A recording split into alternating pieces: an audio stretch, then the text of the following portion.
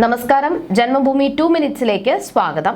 വിസ്മയത്തുമ്പത്ത് കയറി പുതുയുഗം തീർക്കാമെന്ന് സ്വപ്നം കണ്ടിറങ്ങിയ വി.ഡി. സതീശൻ തിരിഞ്ഞു നോക്കുമ്പോൾ ഇടതുമുന്നണിയിൽ മാത്രമല്ല കോൺഗ്രസിലും UDFിലും ഒക്കെ വിസ്മയങ്ങളാണ്.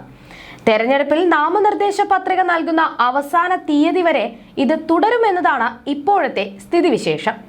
മുൻ KPCC പ്രസിഡന്റ് കെ സുധാകരനും ഐക്യമുന്നണി ചെയർമാൻ അടൂർ പ്രകാശും വരെ വള്ളിക്കെട്ടായി ചുറ്റിവരിഞ്ഞു നിൽക്കുകയാണ്. കൂട്ടരാജിയുടെ പരമ്പരകളാണ് എവിടെയും.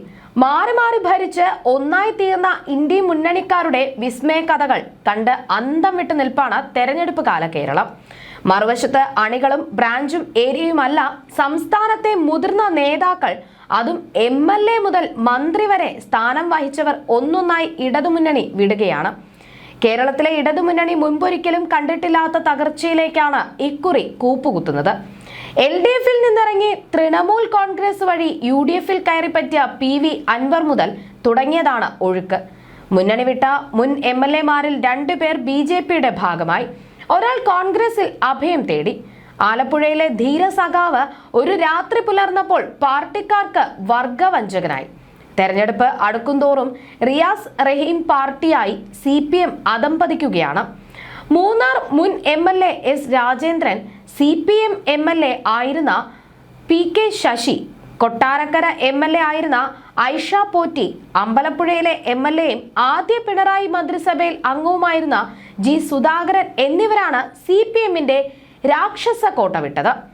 നാട്ടികയിലെ മുൻ MLA CC മുകുന്ദനും വൈക്കത്തെ മുൻ MLA K അജിത്തും CPI വിട്ടവരാണ്. ചരിത്രത്തിൽ ആദ്യമായാണ് ഇത്ര വലിയ കൊഴിഞ്ഞുപോക്ക് ഇടതുപക്ഷം നേരിടുന്നത്. പാർട്ടി വിടുന്നവർ ഷൂ ആണെന്ന MA മണിയുടെ രാജക്കാടൻ പഴംചൊല്ലിനെ ഇടുക്കിയിലെ ഷൂ എന്ന് പരിഹസിക്കുകയാണ് സുധാകരൻ ചെയ്തത്. പാർട്ടിയോട് ചേർന്നാലും ഇല്ലെങ്കിലും ഇടുക്കിയിലെ ഷൂ ആണ് മണി എന്ന് സാരം. മണിയുടെ മടിത്തട്ടിൽ നിന്നാണ് മൂന്നാറിലെ നേതാവ് ഇറങ്ങി നടന്നത്. മൂന്നാർ മുൻ MLA S രാജേന്ദ്രൻ തമിഴും പേശിത്തോട്ടം മേഖലയിൽ താമരപ്പാടം തീർക്കാൻ കച്ച കെട്ടിയിരിക്കുന്നു. മൂന്നാറിൽ BJP സമ്മേളനത്തിന് തടിച്ചുകൂടിയ ആയിരക്കണക്കിന് ആളുകൾ രാജേന്ദ്രന്റെ കരുത്ത് വെളിവാക്കുന്നതാണ്. മുതിർന്ന ഇടത് നേതാവ് മുൻ MLA MK കേശവന്റെ മകനാണ് BJPയുടെ ഭാഗമായി മാറിയ മുൻ വൈക്കം MLA K അജിത്. ഒരു പതിറ്റാണ്ട് വൈക്കത്തിന്റെ ജനപ്രതിനിധിയായിരുന്ന ആൾ.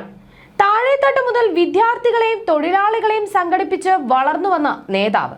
അജിത്ത് BJPയുടെ കൊടി പിടിക്കുന്നതിന് പിന്നിൽ പാർട്ടി നേരിടുന്ന ആശയ പാപ്പരത്വമാണെന്ന് നാട്ടുകാർക്കെല്ലാം മനസ്സിലായിട്ടും ആനമയിലൊട്ടകപ്പുറത്താണ് ഇപ്പോഴും ബിനോയ് വിശ്വവും കൂട്ടരും. നാട്ടികയിലെ മുൻ MLAയും അന്തിക്കാട്ടെ പഞ്ചായത്ത് പ്രസിഡന്റുമായിരുന്ന CC മുകുന്ദനും CPIയുടെ പടിയിറങ്ങി.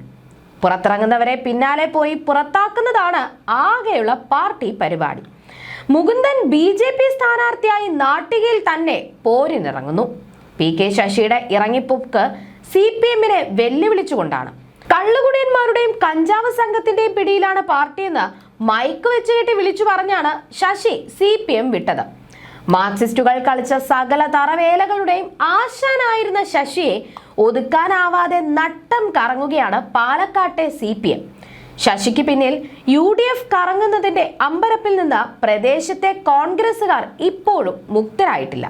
കൊട്ടാരക്കരയിൽ ഐഷ പോറ്റി CPM വിട്ടത് പാർട്ടിയുടെ അവഗണന എണ്ണി പറഞ്ഞാണ്. MLA സ്ഥാനം വിട്ടതോടെ തനിക്ക് പൊതു ഇടത്ത് അപ്രഖ്യാപിത വിലക്ക് ഏർപ്പെടുത്തി എന്നായിരുന്നു ഐഷ പോറ്റിയുടെ വിലാപം. 6 പതിറ്റാണ്ടിന്റെ പാർട്ടി ബന്ധം വിട്ടാണ് G സുധാകരൻ CPMനെ നടുക്കടലിൽ തള്ളിയത്. എല്ലായിടത്തും വർഗവഞ്ചകൻ, കുലം കുത്തി, റീത്ത് വയ്ക്കൽ, കുഴിമാടം തീർക്കൽ കലാപരിപാടികളുമായി CPMകാർ അവർക്ക് മാത്രം വശമുള്ള കലാപ നീക്കങ്ങൾ നടത്തിയാണ് സുധാകരനെ വെല്ലുവിളിക്കുന്നത്. അതെന്താവുമെന്ന് കണ്ടറിയണം. കണ്ണൂരിലെ ഊതിവീർപ്പിച്ച മാർക്സിസ്റ്റ് കേഡർ ബലൂണുകളുടെ കാറ്റ് പോയിരിക്കുന്നു.